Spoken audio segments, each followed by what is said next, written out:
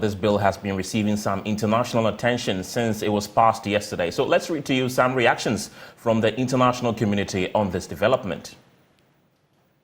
And this is from the United States, and it says the United States is deeply troubled by the Ghanaian Parliament's passage of the Human Sexual Rights and Family Values Bill, which will threaten all Ghanaians' constitutionally protected freedoms of speech, press, and assembly. So that is from the U.S. Department of State. It continues by saying that the bill would undermine Ghana's valuable public health, media and civic spaces and economy. International business coalitions have already stated that such discrimination in Ghana would harm business and economic growth in the country.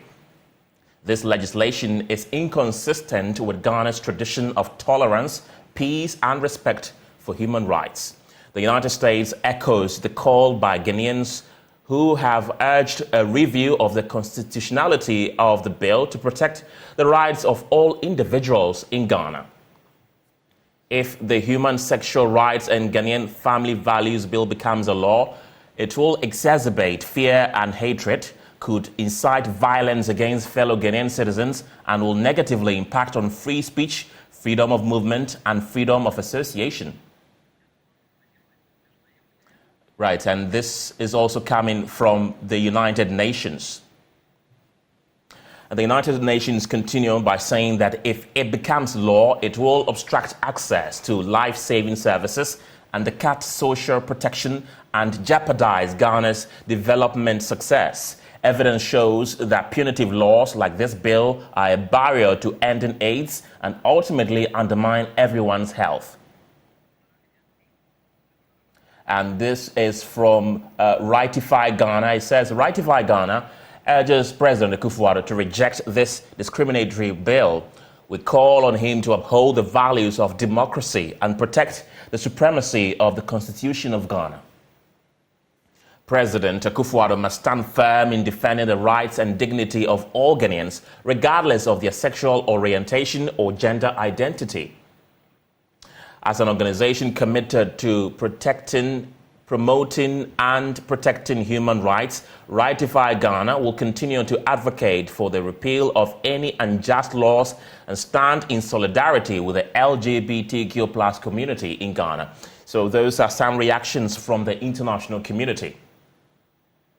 Let's get talking and get on Zoom and speak to human rights activist Robert Amoafo. Robert, welcome to the show. Are you against protecting the moral values of the Ghanaian society, as many have termed it?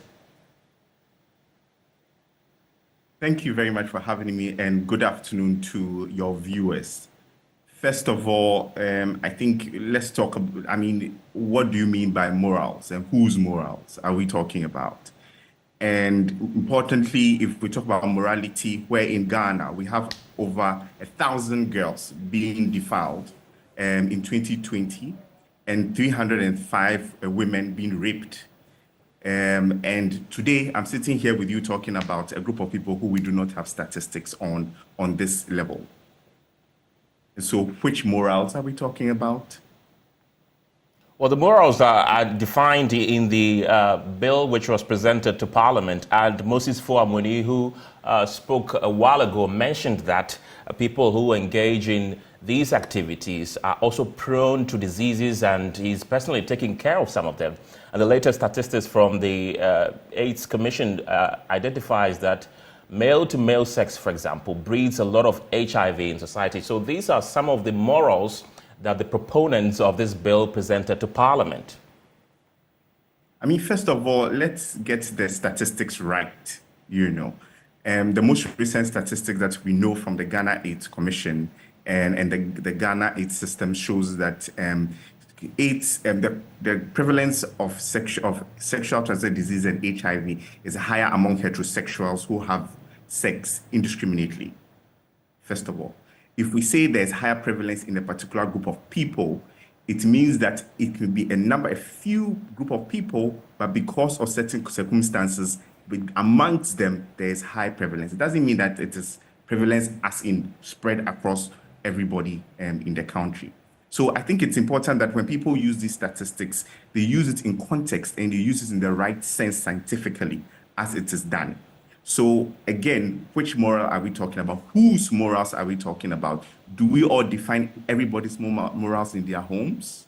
Those are the questions that we need to start asking ourselves when we bring the question of morals. Now, let's talk about how important this conversation is around protecting human rights. And that is what I think it's important for us as a group of people who have a constitution that clearly states the protection of rights of all persons in the country.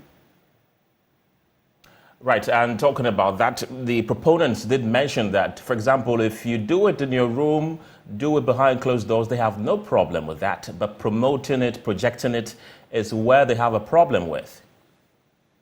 What do we mean by promotion? If it could be defined, I looked at the bill, I've read it. You can imagine how many times. Right, I believe you've read the bill. You've seen that in it, haven't you? And that is why I'm saying, what is promotion? Is it, for instance, you sitting here with a tie? Is that a promotion? By having the rainbow flag behind you on the screen, is that promotion? If you say as a media person that you support or ensure that the protection of everybody and you don't discriminate against LGBT people, does that cause promotion?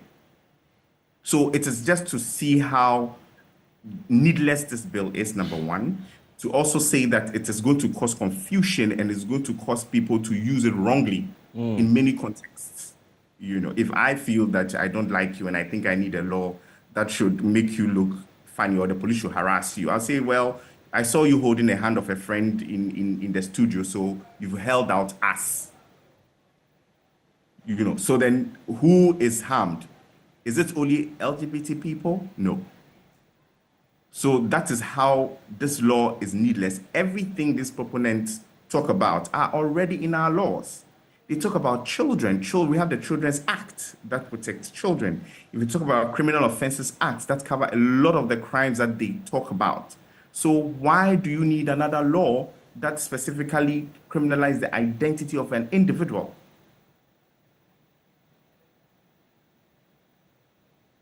Hello, Robert. Yes, I'm here. Are you part of the 18 civil society groups that are going to petition the Supreme Court should President Akufo-Addo assent to the bill? I support the petition. I have not officially been added to any group yet, but I support any move towards the removal of this law in total, to call on the president as a human rights activist, as somebody who understands international human rights and law, that he knows that this is strongly against the Constitution and something that would not augur well for all of us as Ghanaians. And that is what I want to emphasize in the conversations I have, that this bill is not going for a group of people alone. It is for everyone, and it can harm. If you say everyone, what do you mean by that? I just give you an example. If I call you that you are holding out us, maybe because of my own understanding, you're already affected.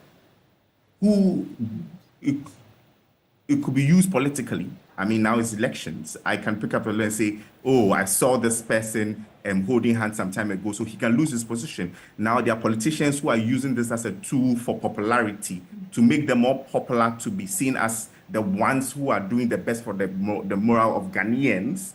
And so already we see the harm that is being used for. Somebody has gotten increase in their Twitter following, increase in visibility, increase in being called for media interviews. Why? Because they are pushing this law that is foreign. Number one, remember, it is foreign because it is funded by American evangelists. It is funded by people who are in America, in a certain group of people who are anti-rights, anti-gender, anti-democratic people, who are funding these politicians to push this bill. Same thing in Uganda. It's happening in Ghana. It's happening in Kenya. It is not something that is happening. It's global. And you would know the trend in America, even in America as of now, that we preach as people pushing this. If you know the trend, that these anti-gender movement funding the politicians who are pushing this and making them more popular for election and using it on their political platforms, you know, and harming people just because of their own political gains, is something that we should talk about. Why are we not talking about corruption? We said Robert, Ghanaians are Robert, losing, you've Ghanaians mentioned are that. losing money. Hello, Robert, can you hear me? Yes, I can hear you. You've mentioned that this bill is being funded by some American evangelists. They are the ones also funding the one that happened in Uganda and all that. How do you know that? Do you have evidence to that effect? Can you tell us which evangelical group is that? So, first of all, my research, if you have the global, there's a report that is called Understanding the Resourcing of the Global Anti-Gender Ideology Movement.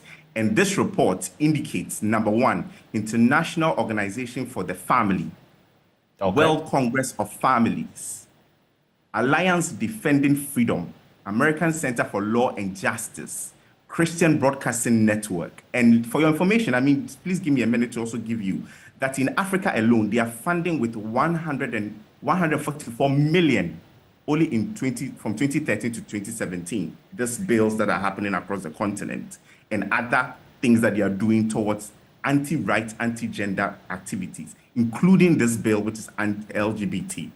Two, they asked that between 2013 to 2017, they funded 162 million only for Africa. And to make it even interesting, do you know that because they are based in the United States, the most funding they have spent is in the United States and in Canada, and the next level is where? Africa. Okay. So that should give you a clear indication that this promotion thing we are talking about, for people to understand, who is promoting with me a lot of money towards a group of people? Okay. Now, it's statistics. Okay. Who is funding people to stand on platforms to preach hate? You know, these people, ask them, where have they been in America if they go to the US for meetings and conferences? Robert, so it's important that we tackle the issue from a facts base.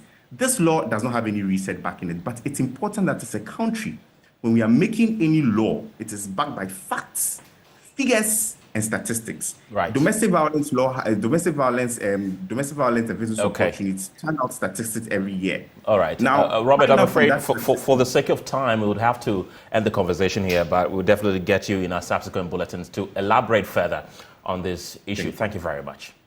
Well.